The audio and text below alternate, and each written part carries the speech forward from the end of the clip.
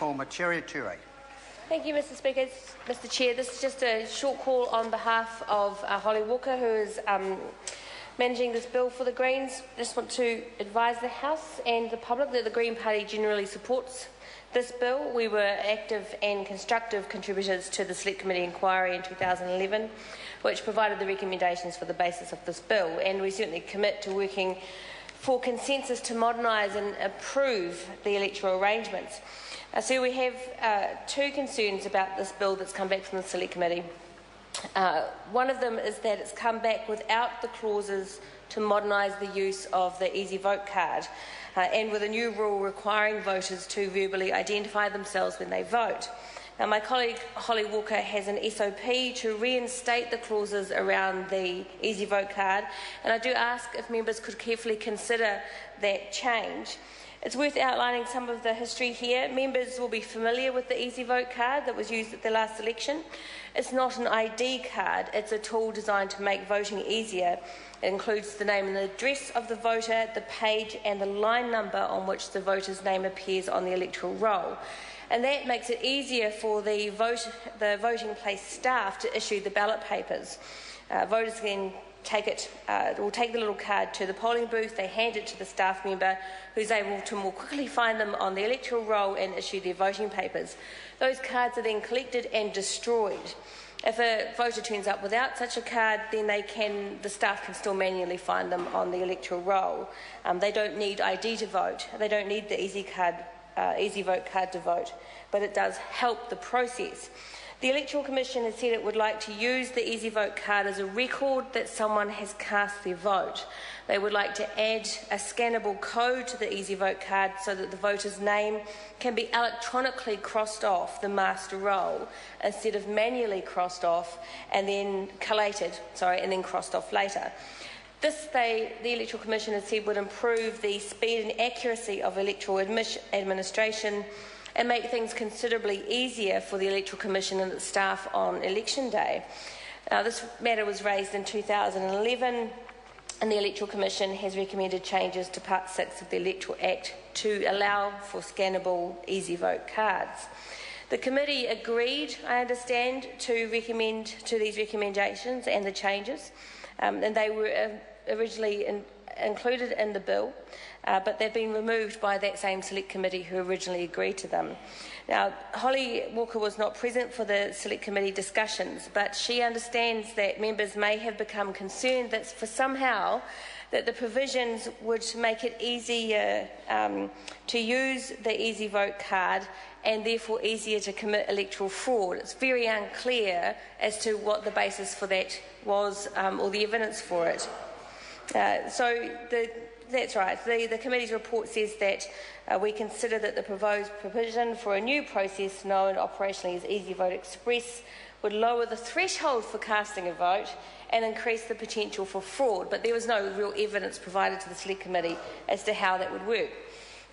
Now, electoral fraud is serious, we need to be concerned about that, but there's nothing about the proposals from the Electoral Commission that would increase the risk of electoral fraud, and so it's hard to understand why these provisions have been taken out. So we've been very concerned that the clauses have been removed on the basis of a misapprehension about increased risk, one not borne out by reality, and that deleting these clauses has meant a missed opportunity to streamline election day process and will disrupt the Electoral Commission's own planning for the 2014 election. We think that is a shame, and therefore we have an SOP to reinstate those clauses. We also would then ask the members of the House to reconsider the provisions that requires voters to verbally confirm their identity in the polling booth.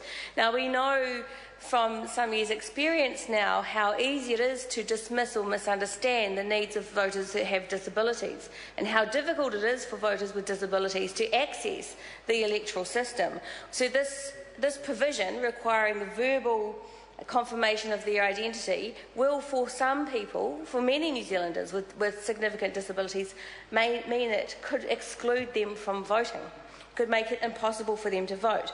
Voters with speech impairments, with hearing impairments, for many, it will be difficult, nigh impossible, to comply with this legal requirement. Now, there was a flippant comment made, Mr. Chair. Thank you, Mr. Chair. There was a flippant comment made that people in the situation with a disability like this, who are unable to verbally confirm their identity, would somehow be able to use some kind of gesture to make it clear that that is them. Now, of course, again, what kind of gesture might be considered to be both adequate and respectful in those circumstances, one wonders. But most importantly, there are a significant number of New Zealanders with serious disabilities that would make it impossible for them to comply with the law, whether verbally or by some gesture, and that therefore those New Zealanders will be excluded from voting under this law. They will not be able to vote, physically will not be able to vote. Now that cannot be the intention of the Select Committee or the Minister or the Government, to deliberately and knowingly exclude a significant number of New Zealanders with disabilities from being able to vote in the polling booth. So for these reasons, we, the Greens, are supporting Marion Street's SOP to amend the provision to fix the situation, I understand, because it simply cannot be the will of this Parliament to deliberately exclude members of the public who have a disability. Now, my colleague Mojo Mathers also has a SOP on this bill, which would extend the regulation-making power of the Electoral Act to make a provision for electors who are wholly or partially blind to also apply to electors who are unable to read or write, or who have severe difficulty reading or writing, to be able to vote without assistance. Now, currently, the wording of the Act only makes provisions for electors who are wholly or partially blind. It does not extend these provisions to other voters who are unable to vote without assistance.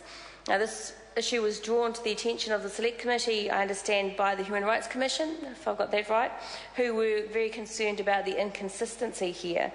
Now, the right to vote without assistance, to vote in elections independently, to have access to the secret ballot that every other voter has access to, is considered to be one of the most fundamental of all human rights in an open democracy such as ours, where the secret ballot is at the core of our voting system. It's protected by Article 25 of the International Covenant on Civil and Political Rights. Now, Section 170 of the Electoral Act does allow voters with disabilities to vote with assistance if needed, but this requires the disabled voter to disclose their voting preference to someone else, which is a breach of their right to a secret vote, a right that every other New Zealander has. So this SOP, under the name of Mojo Mathers, would make provision for electors to vote without assistance and therefore allow them the right to a secret vote like everyone else. And this is a fundamental right that everyone deserves, whether they have or do not have a disability. So I urge Parliament, the members of this House, Government in particular, to support these SOPs to make these changes. It has been important for this Parliament and for the public to note with the election of Mojo Mathers as the first New Zealand parliamentarian, deaf parliamentarian, and was one with a serious disability, the extent to which people with disabilities are excluded from our democracy, our parliamentary, our electoral system, simply by oversight, by not understanding the realities of those who live with disabilities every day. Now, we do not want to be in a situation where, in a progressive 21st century Parliament, that we are in the situation of making it difficult or indeed impossible for people with disabilities to engage in our democratic process. Quite the opposite.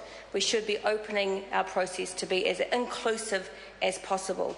We have access to all the information we need to understand the needs of voters with disabilities. We should be responding to those needs as a Parliament. Thank you, Mr. Chair.